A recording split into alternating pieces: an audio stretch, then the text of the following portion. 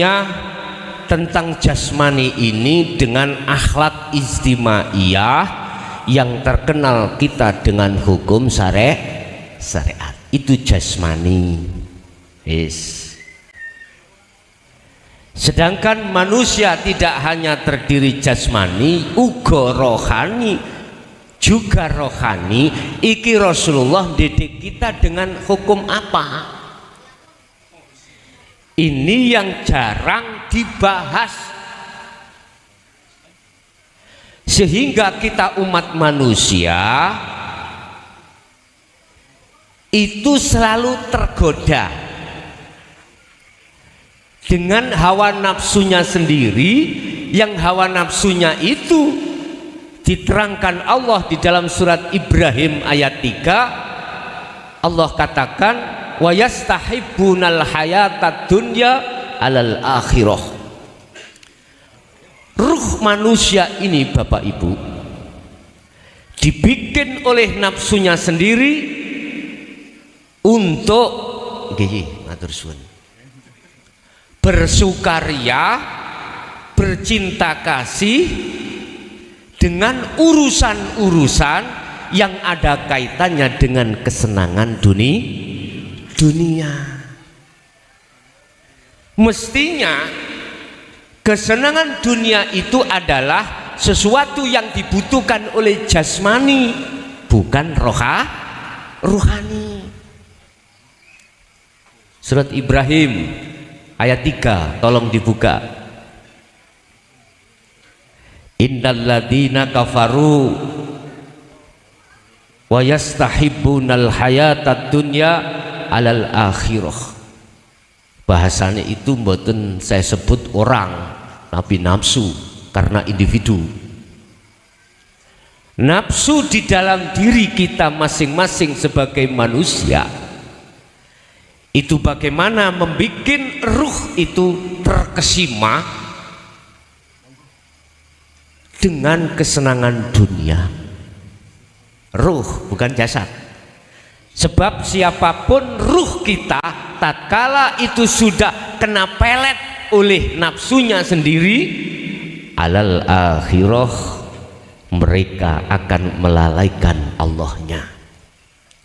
Mereka akan lalai bekal untuk menuju dan bertemu Allah. Itu pasti.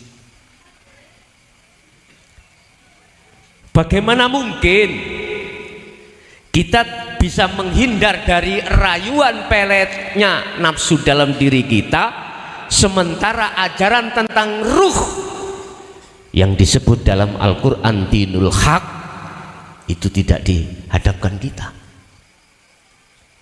Bagaimana mungkin kita akan bisa melawan pada nafsu diri kita sendiri?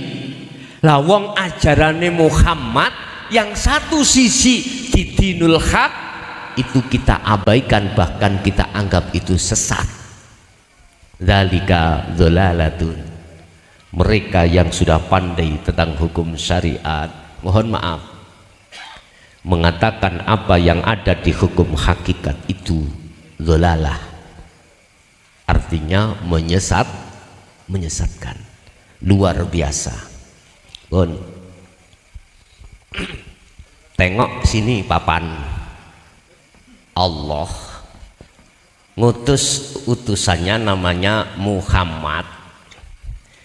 Ini Muhammad mengajarkan terhadap jasad, tak kewedek nih mburi cek krungu cek ketok, dengan hukum syariah.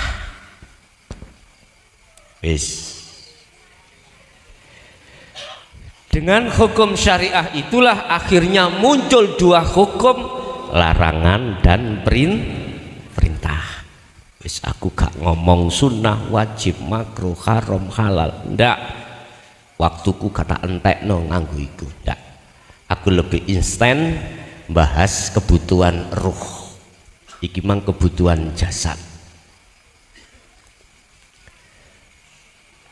Muhammad mengajarkan jasad kita dengan hukum syariat yang disebut akhlak istimaiyah.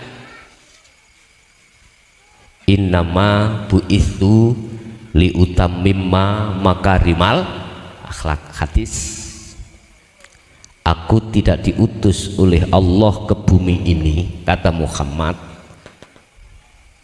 Sampeyan kok takok Muhammad iku sing sapa sih? Nek cara syariat Muhammad bin Abdillah dulu zaman nubuah, zaman kenabian, bukan zaman kita sebagai pengikut. Lah jenengan nek kepingin ketemu Muhammad gampang, sampean kudu mengikuti ajaran yang berikutnya nanti. Engko Muhammad iku sing mana secara hakikat pun. Aku tidak diutus oleh Allah ke bumi ini kecuali hanya untuk menyempurnakan akhlak-akhlak manusia. Pertama, akhlak istimaiyah. Ini akhlak untuk mendidik jasad supaya patuh dengan hukum syariat. Di larangan tinggalno, di perintah jalankan. Wis iku jasad. Dulu ya, sampai sekarang para asatid kita, guru-guru kita mengatakan bekal untuk akhirat adalah amilus sholihah. Saya setuju. Contoh, sholat, zakat, poso, haji, sedekah dan lain sebagainya. Lah gitu toh. Itu dianggap adalah sebagai bekal besok di akhirat. Ini perilaku jasad, dulur. Ini ibadatul jawareh, ibadah yang sebangsa zahiriyah, jasmani.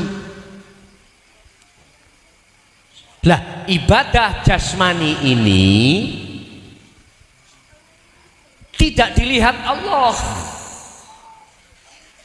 Innallaha la yanduru ila suwarikum wa amwalikum walakinallaha yanduru fi qulubikum. Gusti Allah iku melihat ibadatul qalbi, ibadah kang bangsa ati.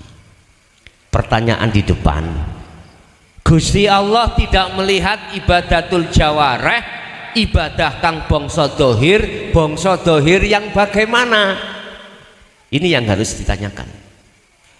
Sebab Bapak Ibu, al-ubad, ahli ibadah itu diporo dibagi tiga, dibuka di dalam kitab Hikam Syekh Ibnu Athaillah dawuh, ada seseorang ibadah itu karena pengen diwahne wong,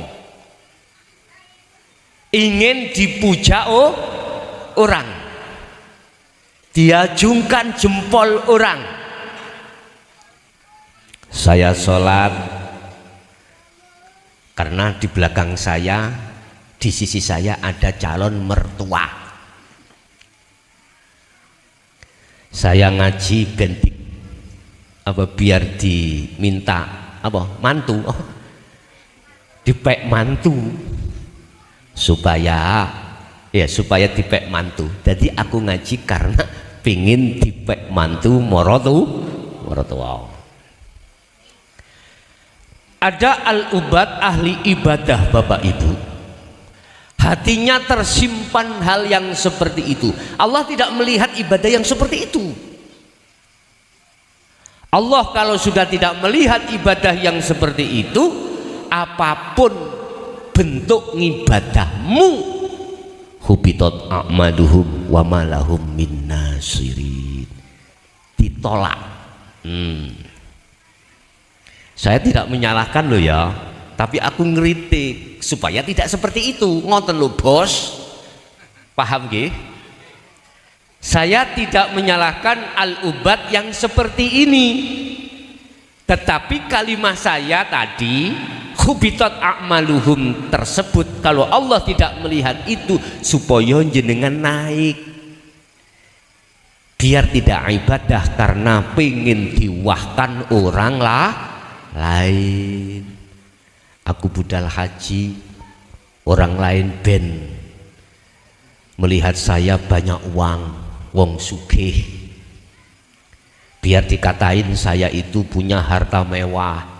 Setelah ibadah haji, supaya orang memanggil saya abah, ya, bah ngene, bah ngunu, ya.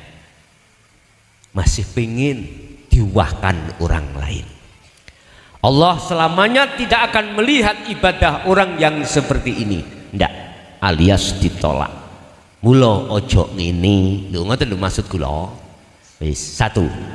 2, al-ubad, seseorang yang melakukan ibadah secara jasmani tadi sudah lepas dari pengen diwahni orang, sudah tidak ada. Apa itu? Pengen dihadiahi Allah. Apa? Pahala? Apa? Surga. Biar dijauhkan dari neraka. Iki lumayan Pak, daripada yang pertama tadi. Ini ibadahnya seseorang, laksana orang itu melukis di atas air. Saged gambar di atas air, habis digambar langsung hilang. Laksana kita punya anak kecil, saya suruh untuk ke pasar biar beli lombok, dia mau dengan catatan kalau dikasih permen, kalau dikasih upah baru berangkat Pak. Berarti anak tersebut mau melaksanakan perintahku karena permen. Kita Pak, dulunya sholat pingin oleh ganjaran, nggih mboten? Sampai dikatakan barang siapa yang berjamaah tidak 1 derajat tetapi 27 derajat. Maghrib budal jam 5 Pak, ya, bawa serban tasbih dawane 2 meter diseret ini. Ali ibadah jam 5 sudah di masjid. Surga pahala laksana permen. Mohon maaf, jangan pernah ada yang tersinggung. Saya bukan menyalahkan tapi mengkritik, membangun. Ibu kepala desa, bapak kepala desa harus dikritik Pak, supaya apa? Kinerjanya lebih baik. Saya di rumah juga begitu. Saya sudah 2 periode ini. Selalu saya buka pintu terbuka 24 jam. Siapa yang mengkritik kinerja saya di lapangan, selalu saya welcome, dengan harapan supaya kinerja saya lebih bagus. 1 tahun itu 1 kali saya pertemukan seluruh masyarakat dalam forum dialog di lapangan, ngoten Pak. Kadang ya di perapatan. Udah saya kasih judul serap aspirasi. Jadi kinerja setahun itu dimonitor, dilihat, otomatis ada yang suka, ada yang nggak suka. Itu sudah biasa. Tapi sepanjang kritiknya membangun, saya kasih hadiah. Saya kasih hadiah. Tidak hanya saya acungi jempol, saya kasih hadiah. Supaya apa? Kinerja saya lebih baik. Ingat, kita dikritik itu sebetulnya yang mengkritik itu sayang pada kita. Kalau mereka tidak sayang, diem, tidak meritik. Makanya kita sebagai imam jangan salah paham dulu, ya. Kritikan sepanjang membangun itu bentuk kasih sayang masyarakat terhadap kita. Makanya serap aspirasi penting untuk mengevaluasi kinerja 1 tahun kemarin. Itu penting. Walaupun itu bukan termasuk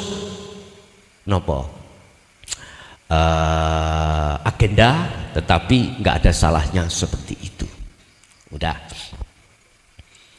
Orang yang ibadahnya karena permen, mohon maaf, tidak saya salahkan, karena posisi kita masih ada di situ. Cuman aja bagaimana tidak seperti itu. Ingat Pak, jenengan ngibadah niati kan mesti ditutup lillahi. Lah itu kudu paham lillahi ta'ala. Lillahi ta'ala. Apa sih lillahi ta'ala? Sampean harus punya satu keyakinan bahwasanya terjadinya satu persoalan apapun hanya karena Allah, bukan karena kita. Satu contoh acara pada malam hari ini, kalau tidak karena hidup pada diri, di dalam diri kita maupun di luar diri kita, nggak akan terjadi. Buka Al-Hadid ayat 3. Allah itu juga di dalam, juga di luar.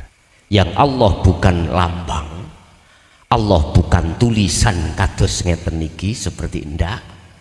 Allah bukan sebutan yang kumaksud, yang di dalam ataupun di luar. Itulah yang kumaksud wujud sejatine wujud. Apa mang? Wujud sejatine wujud. Ini nanti dituangkan Allah di dalam Muhammad di jalur sebelah niki mengke. Di jalur sebelah yang nanti akan kusampaikan, tapi tak giring dhisik teko kene cek gak salah faham. Dah. Kilahuma madmumun. Syekh Ibnu Athaillah mengatakan golongan pertama ahli ibadah dan golongan kedua iku masih dipaidu dicaci Allah. Bisa dicaci dipaidu Allah. Kalau tidak saya kasih permen, kalau tidak saya kasih permen, maukah mereka melakukan? Allah katakan, sholato siro kabeh engko kata kei apa-apa. Budel gelem budal? Sampak budel zaman. Jamaah gak jamaah tetep satu derajat. Budal jamaah? Ya jelas mau. Poso Ramadan sesuk poso kuwi tuas luwe kata kei ganjaran. Gelem poso sampean? Ora gelem. Ini golongan pertama dan yang kedua. Karena apa mereka? Karena mereka itu tidak mau untuk mengikuti ajaran Rasulullah di jalur sebelahnya. Wis. Tadi saya katakan Rasulullah mendidik jasad kita Bapak lewat hukum syariah. Lah thariqahnya adalah nama semua aktivitas.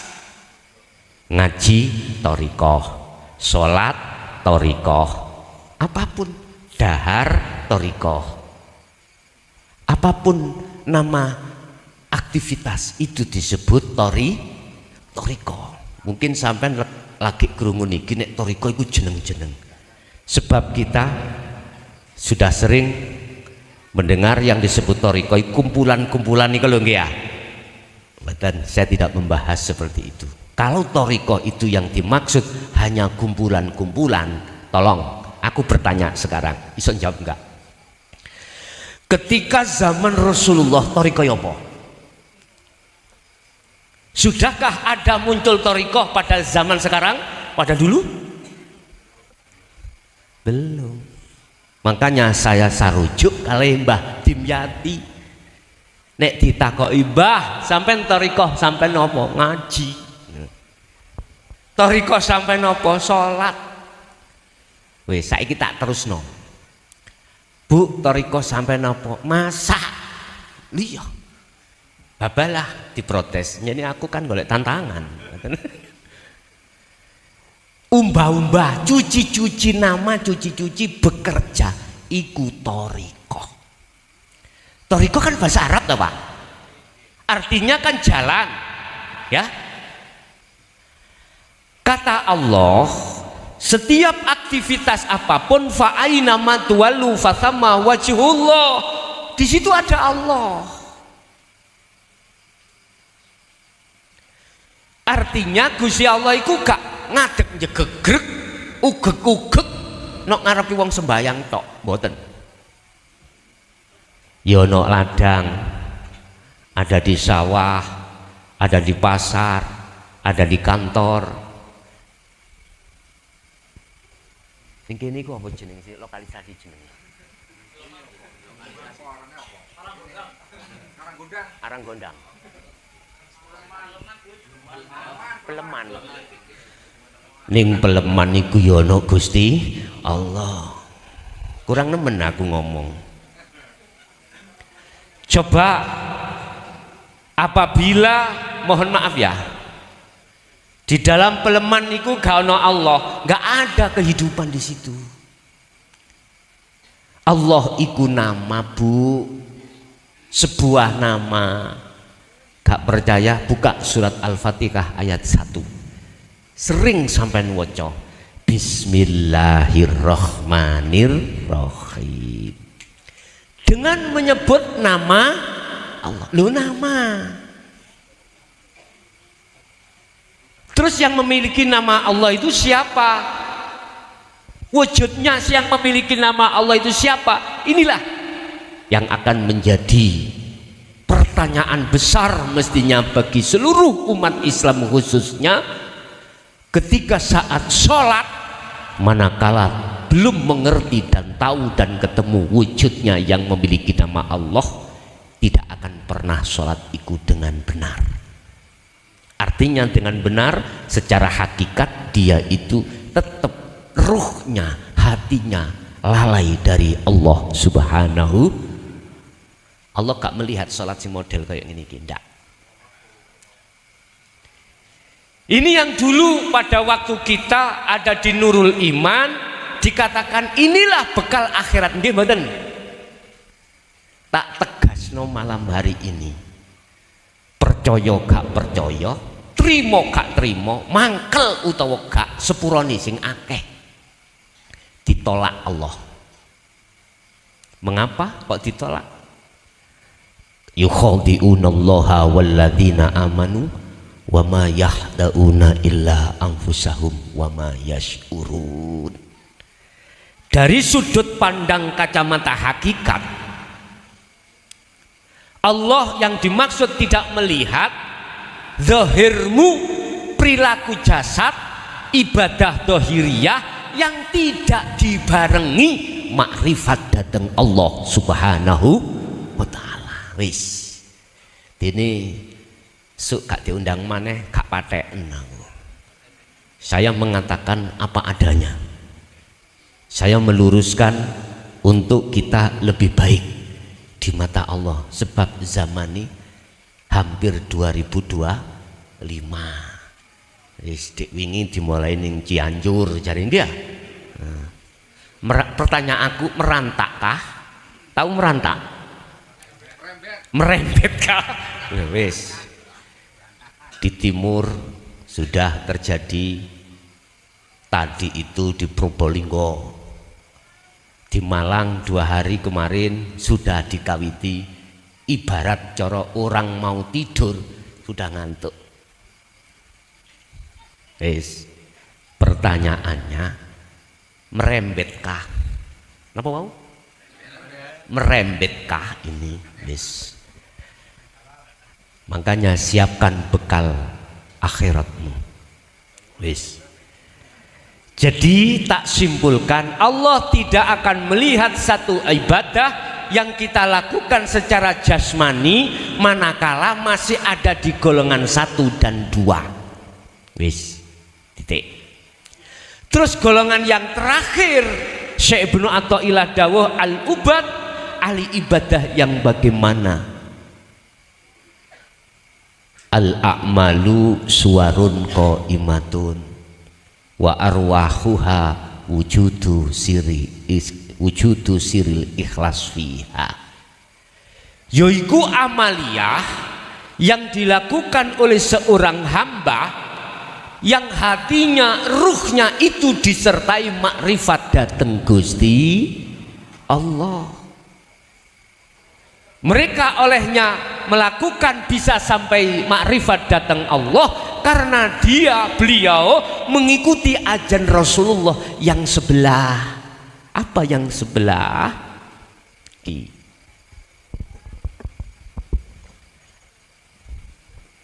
Iki khusus untuk ruh, hakikat menuju makrifat.